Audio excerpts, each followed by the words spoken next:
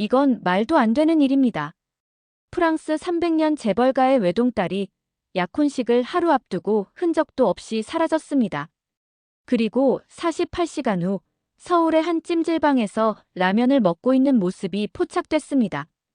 그녀 옆에는 세계의 아르바이트를 뛰는 평범한 한국 청년이 앉아 있었죠.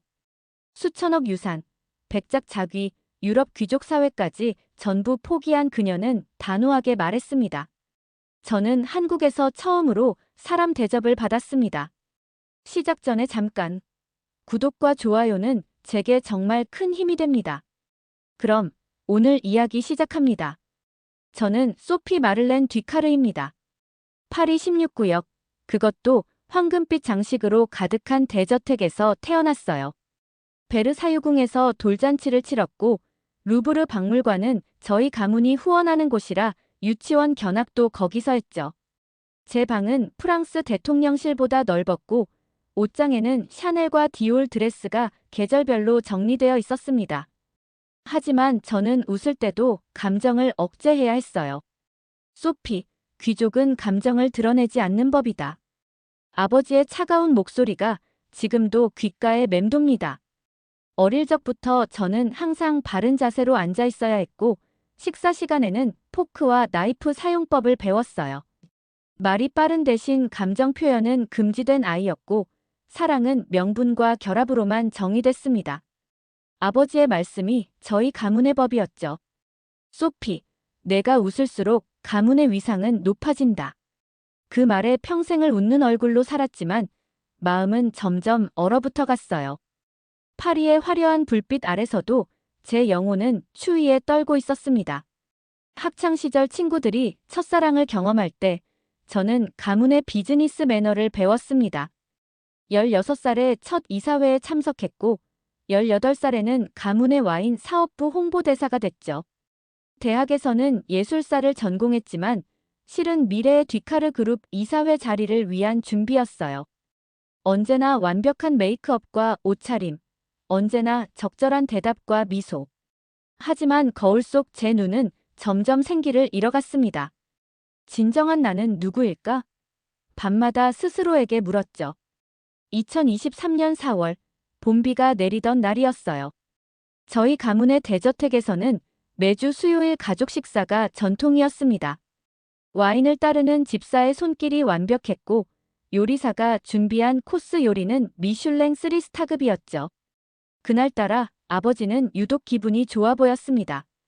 디저트가 나오기 전 아버지는 저녁 식사 자리에서 갑자기 말씀하셨어요. 소피, 내 약혼 상대는 리샤르 백작이다. 문화부와의 정치적 연합을 위한 최선의 선택이다. 와인잔을 들던 제 손이 떨렸습니다.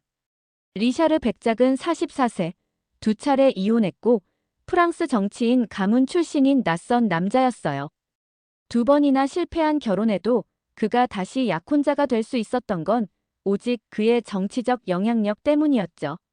숨이 멎는 것 같았습니다. 식탁 위 와인잔을 바라보며 안에 담긴 붉은 액체가 마치 제 피처럼 느껴졌어요. 네, 아버지. 기계적으로 대답했지만 제 안에서는 무언가가 부서지고 있었습니다. 그날 밤 저는 드레스룸에 걸린 약혼식 드레스를 바라보았어요. 파리의 최고 디자이너가 만든 하얀색 실크 드레스는 아름다웠지만 마치 수의처럼 느껴졌습니다. 창밖으로 파리의 불빛이 반짝였고 에펠탑의 조명이 꺼지는 순간 저도 결심했어요. 이건 내 인생이 아니야. 나도 한 번은 나답게 살아볼 권리가 있어. 떨리는 손으로 여권을 챙기고 가장 소박한 가방에 필수품만 담았습니다. 그날은 마침 루브르 박물관과 한국국립현대미술관의 공동기획전을 위한 출장이 예정되어 있었죠. 아버지는 제가 약혼식 준비로 바쁠 테니 출장을 취소하라고 했지만 저는 완강히 고집을 부렸어요. 이번 전시는 우리 가문의 명예가 걸린 일이에요. 꼭 가야 합니다. 아버지는 마지못해 허락했죠. 다음 날 아침, 저는 공식 외교 문화사절단 신분으로 한국행 비행기에 몸을 실었습니다.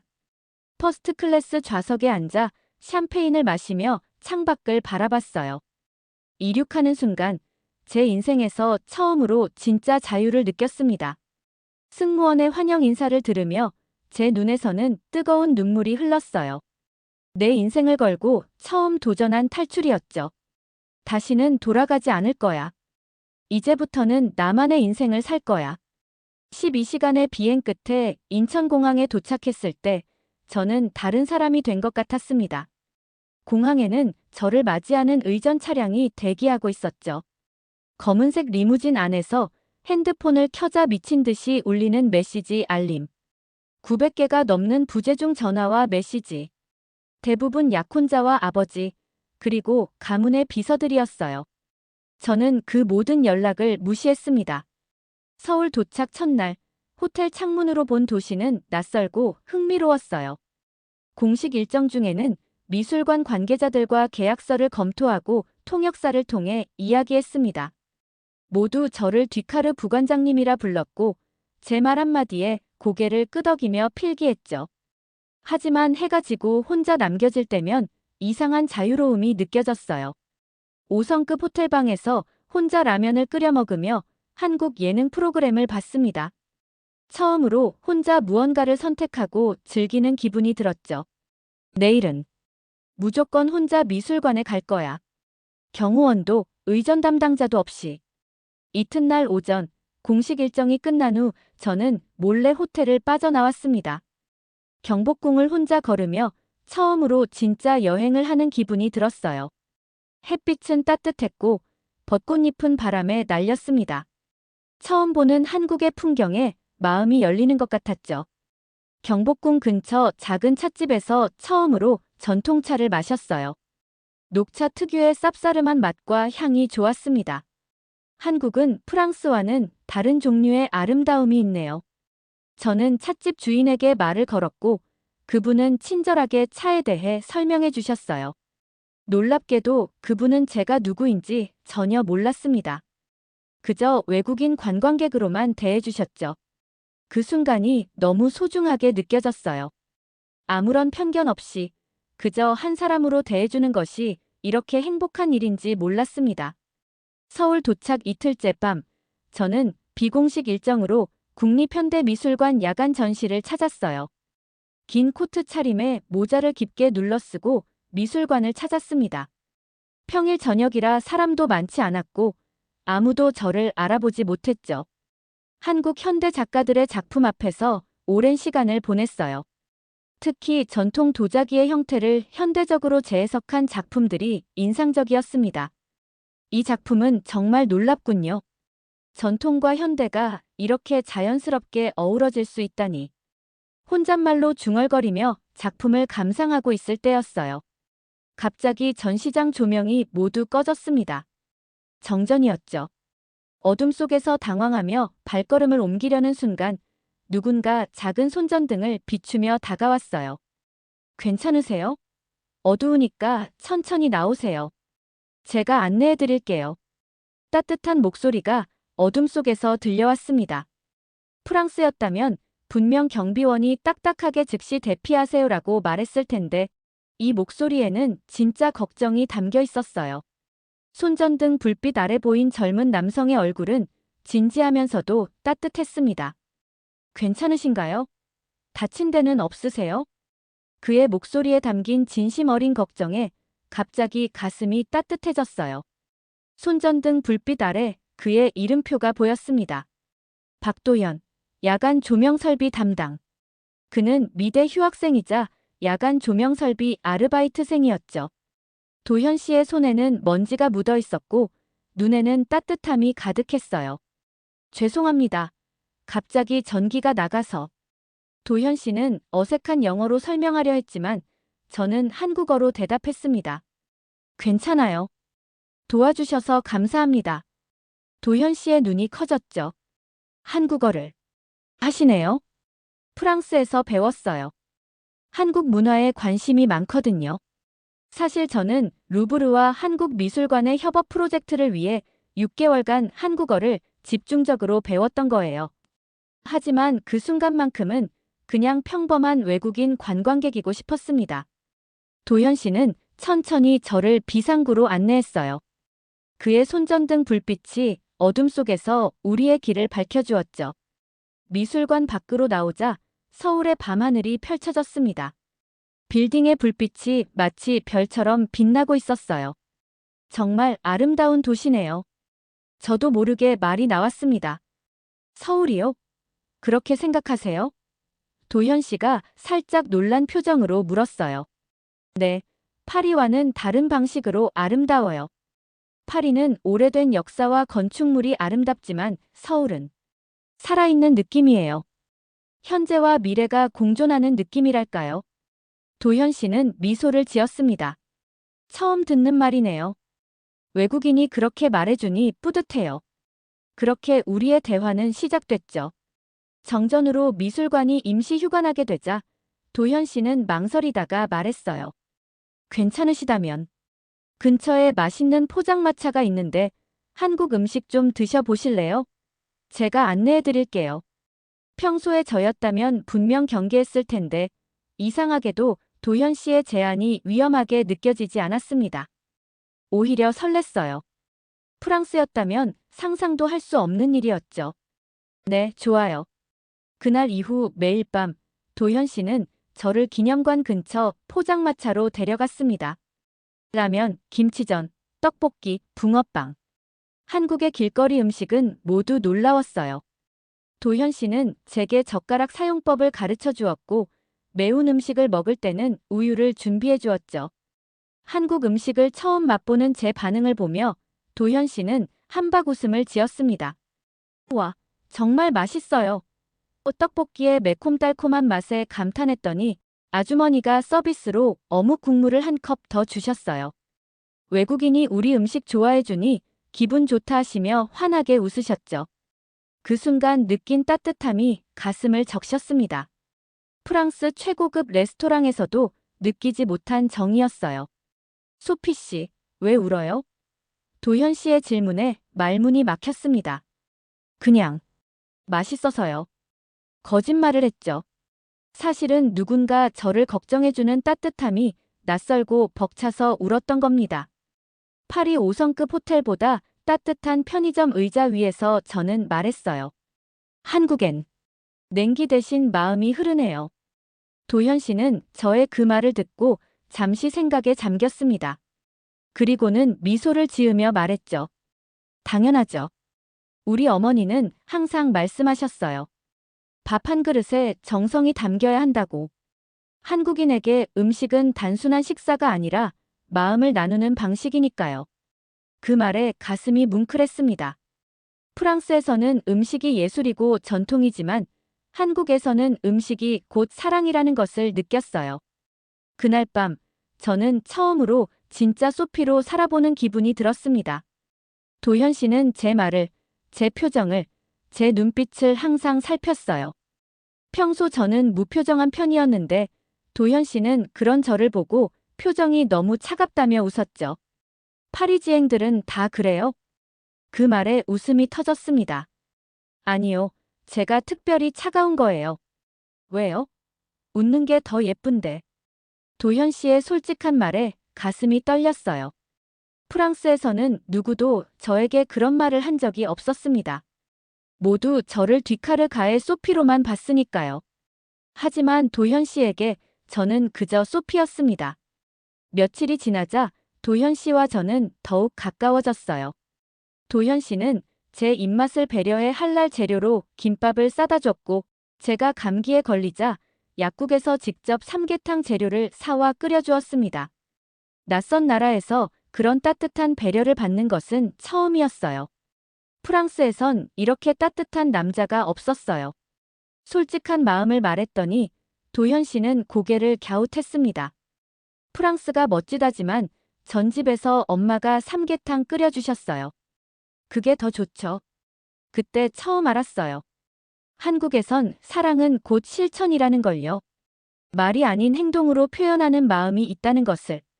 프랑스에서는 사랑의 언어만 화려했을 뿐 실제 행동은 없었거든요. 최고급 레스토랑에서 사랑해라는 말을 들어도 아픈 날 직접 요리해주는 사람은 없었습니다. 서울의 밤거리를 걸으며 도현 씨는 저에게 한국의 모든 것을 가르쳐 주려 했어요. 편의점 라면부터 시작해 노래방, 한강공원에서의 치맥까지. 우리는 찜질방도 함께 가봤죠.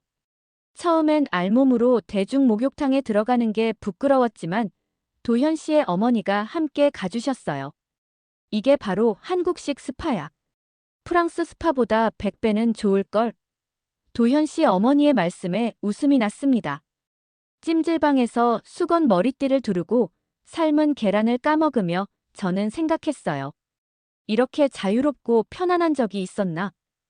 진정한 행복이 느껴졌습니다. 일주일이 지나자 도현 씨는 저를 자기 친구들에게 소개하고 싶다고 했어요. 너무 예쁜 프랑스 친구가 생겼다고 자랑하고 싶어요. 그 순간 제 심장이 쿵 내려앉았죠. 지금까지 저는 단지 소피라는 이름만 알려주었을 뿐이니까요. 진실을 말해야 할 때가 왔다고 느꼈습니다. 하지만 생각보다 빨리 그 순간이 찾아왔어요. 며칠 후 도현 씨와 카페에 앉아 있을 때 그가 스마트폰을 보다가 갑자기 표정이 굳었습니다.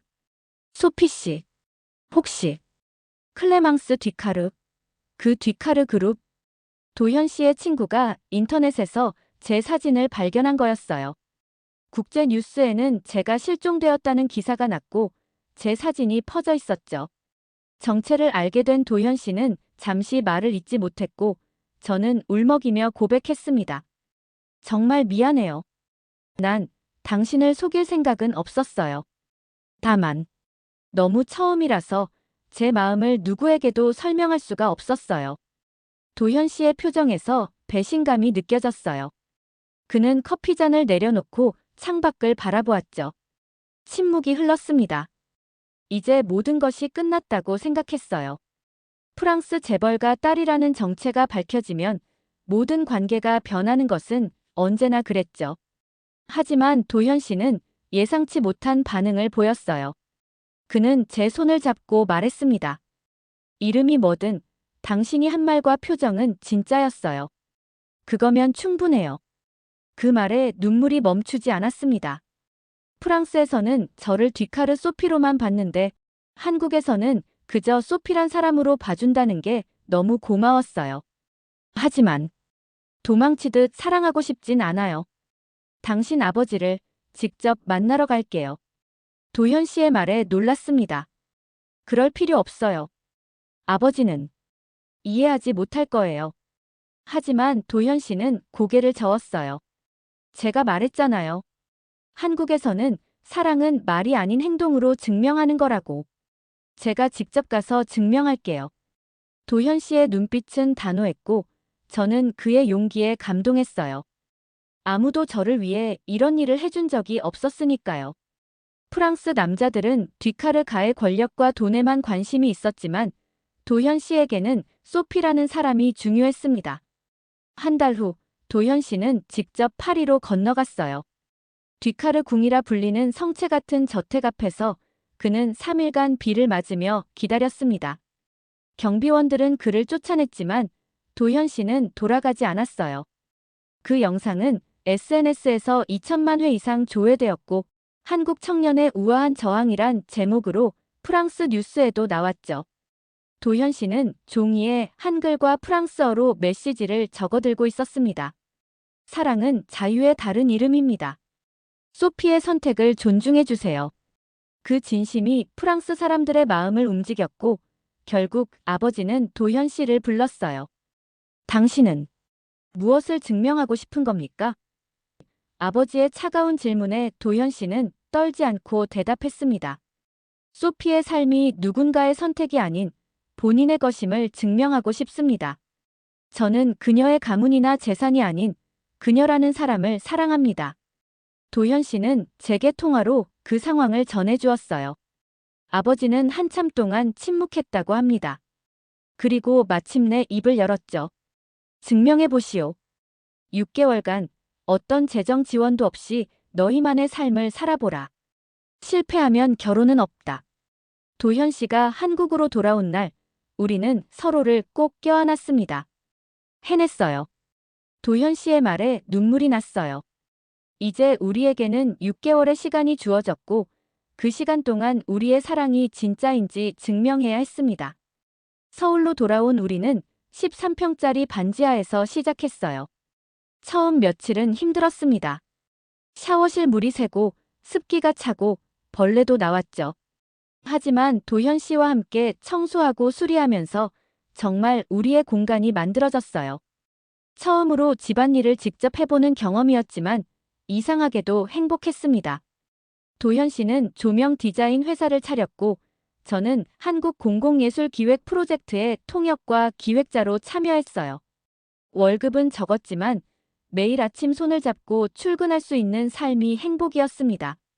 가끔은 동네 분식집에서 라면과 김밥으로 저녁을 해결했고 주말에는 한강에서 자전거를 탔어요.